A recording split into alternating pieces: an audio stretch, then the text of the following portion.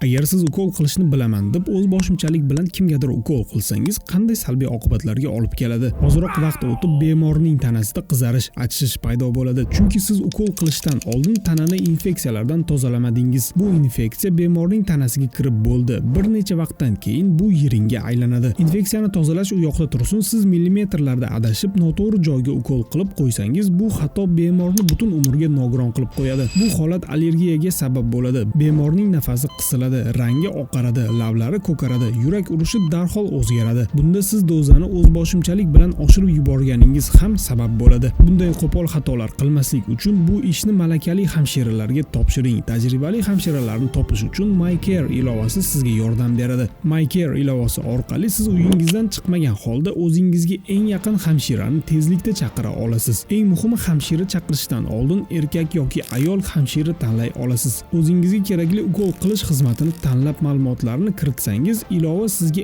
eng yaqin joylashgan hamshirani topib beradi. Undan tashqari ilovada enaga, bolalar hamshirasi va bolalar massaji xizmatlari ham mavjud. Agar siz malakali hamshira bo'lsangiz, shu ilova orqali o'zingizga qulay ish topishingiz ham mumkin. Masalan, hamshiralik, enagalik yoki bolalar hamshirasi sifatida. Ilovani hoziroq Play Market yoki App Store dan bepulga yuklab olib foydalansangiz bo'ladi.